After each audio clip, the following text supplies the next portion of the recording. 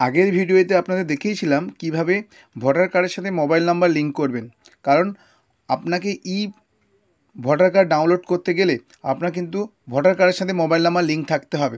কারণ বর্তমানে ওয়েস্ট বেঙ্গলে এসআইআর চলছে, অনেকে হয়তো ভোটার কার্ড হারিয়ে গেছে, কিন্তু সহজে কীভাবে সেই ভোটার কার্ডটা ডাউনলোড করবে, সে ডাউনলোড করতে গেলে কিন্তু আপনার ভোটার কার্ডের সাথে মোবাইল নাম্বারটা লিঙ্ক থাকতে হবে। এবার আগের ভিডিওতে আপনাকে দেখিয়েছি কীভাবে ভোটার কার্ডের সাথে মোবাইল নাম্বারটা লিঙ্ক করবেন, কীভাবে ভোটার কার্ড ডাউনলোড করবেন সেটা কিন্তু আজকে দেখাবো। তার জন্য কিন্তু প্রথমে প্লে স্টোর থেকে ইসিআই নেট এই অ্যাপসটাকে আপনাকে ডাউনলোড করে নিতে হবে।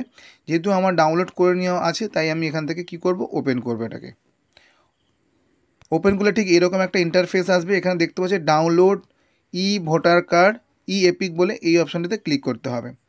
ক্লিক করার পর এরকম একটা ইন্টারফেস আসবে যেখানে তুমি তোমার ভোটার এপিক নাম্বার এবং স্টেট সিলেক্ট করতে পারো।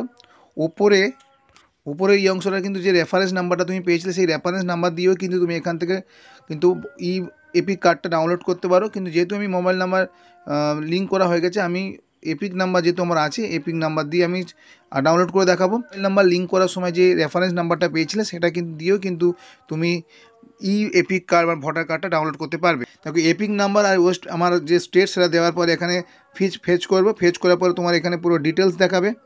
ডিটেলস দেখানোর পরে তোমার যে মোবাইল নাম্বার লিঙ্ক রয়েছে সেটাও লাস্টে যে 4টে ডিজিট রয়েছে সেটা দেখাচ্ছে। এখান থেকে কী করে প্রসিড করবেন। প্রসিড করার পর এখানে তোমার ওই যে নাম্বারটা লিঙ্ক করা হলো সেই নাম্বারে একটা ওটিপি আসবে। ওটিপিটা দেওয়ার পর এখান থেকে ডাউনলোড, ভেরিফাই অ্যান্ড ডাউনলোড এই অপশানটা ক্লিক করবে। দেখবে এখান থেকে তোমার যে ভোটার কার্ড পুরো ডাউনলোড হয়ে যাবে।